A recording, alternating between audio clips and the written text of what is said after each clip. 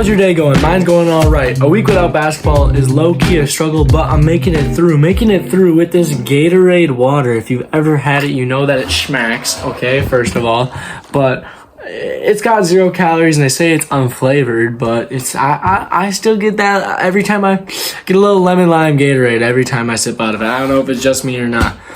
But today, we're going to be doing my NBA Finals preview. I'm not going to be giving my predictions today. I'm going to save that for my next video coming out later this week because, come on, like, it's the NBA Finals. We got to put out some extra stuff this week. So why don't we just get right into it? We got a lot to cover. Keys of the series, player performance, all that kinds of stuff. What this would mean for teams if they win, if they lose, that kind of stuff. All right, let's go.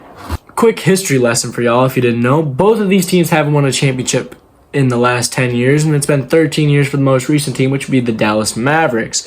Dallas Mavericks won in 2011 with Dirk Nowitzki, if you didn't know, and they had a pretty solid team that year. They definitely weren't favored to win the championship that year over the team they were going against, but Dirk ended up pulling it out because he had an amazing series, and LeBron didn't play that well in 2011, and he's admitted to that on his podcast. So, LeBron, don't be mad at me, please. You are my glorious king. Please stop. And then you got the Boston Celtics, of course, which they've won, tied for the most championships with the Los Angeles Lakers, and if they win, they'll, of course, pull ahead with 18, I believe. It could be 17. I'm kind of blanking on it right now. I'm not going to lie.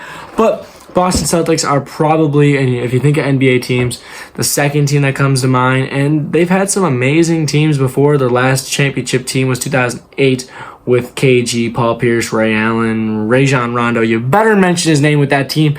I'm here for you, Rajon. You were very important to that team and almost more important than a guy like Paul Pierce was to that team, but not quite. Not quite. You're not definitely not quite, but still very important to the team, and it would probably be very important to show you what it's going to be like. They have their big three. Of course, Tatum, Jaylen Brown, and Derek White. Jrue Holiday is going to be that Rajon Rondo to this team if they end up winning the championship. Of course, I'm not giving my prediction today. So, let's just get into it. The Dallas Mavericks have made the finals for the first time in 13 years. Of course, the Celtics have made it only two times since then, in 2022 and in 2010. Hope this is correct, or maybe it was 2009. I don't know. I think it was 2010 and 2022. Not completely correct. You guys will know. But Mavericks haven't made it since, and they did make it one. Dirk made it to 2 finals. He won 1, he lost 1. But this time, they don't have Dirk Nowitzki. They have Luka Doncic. Now you're like, oh, what's the difference? They're both from Europe. They're both white. They're both from European countries. Okay, they're the same guy. No, Luka Doncic might be the coldest player in the NBA. This man, when he wants to close out a playoff series, he's gonna close it out. Like, without a question, he's like, all right, I'm coming into their house for Game 5. I'm going to beat them no matter what happens. And he scored 20 points in the first quarter, outscoring their team for like half the game, it felt like. Luka went absolutely off. And he didn't even need to go that crazy in the fourth quarter either. He's like, hey, Kyrie, you want to score? I'll pass you the ball. So, these European white guys on the Mavericks against big threes like Porzingis, Tatum, Jaylen Brown, Derek White, Jrue Holiday. I guess that's not a big three, but an absolute super team like the 2011 Heat were supposed to be. People were saying they weren't going to lose a game. They ended up losing quite a bit of games. But people thought, they're going to stomp their way to the championship, and I feel the same way about Celtics. People are talking about easy road to the finals. Well, they're still going to get out the East. I know. I think I picked them pretty easily to win the championship, I believe.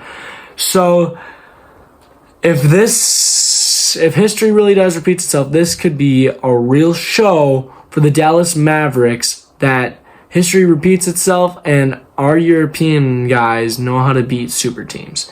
That's all I'm trying to say. What's this going to mean for the team's legacy? Well, this Mavericks team is going to go down as probably one of the greatest trade deadline teams of all time. They were struggling a little bit, not too much, just a little bit before the trade deadline, and making some great trades, some pickups, and Derrick Jones Jr. coming out of nowhere and being an absolute stud for them in the second half of the season has been absolutely massive for these guys. Daniel Gafford's taken a step. Derek Lively's taken another step since the start of his rookie season. So that's kind of their legacy, like a team that made a big adjustment at the trade deadline, even though they have a coach who hates making adjustments, Jason Kidd. And then you've got the Boston Celtics, which is probably just going to go down as one of the best teams in NBA history, one of the best teams in franchise history. Why? Because, bro, they have been so good this year with one of the greatest net ratings of all time. Are you kidding me? And they went from just having Jaylen Brown and Jason Tatum. Derek White was there, but he wasn't that good, to have an emerging star in Derek White, to have Porzingis, who was pretty much an all-star, and Jrue Holiday, who's one of the best defensive players in basketball, making all defensive second teams. Same with Derek White. So now you have 3 all-star caliber guys on your team, and you went from having 2. Man, is this team scary, okay? And if they're able to win the championship, and let's say Jason Tatum wins Finals MVP, where would Jason Tatum rank in the all-time Celtics? Now, I'm not going to say guys like Havlicek or Sam Jones or Bob Cousy, guys who played with Boston, but way back then. They're kind of on the same level as him. They've won a lot more championships than him. They have some MVPs, some of them. And, I mean, you have a guy like Bill Russell, who's obviously better. And then we go into the next time that they were really good. And you're like, okay, Larry's obviously better. McHale's obviously better. Parrish is...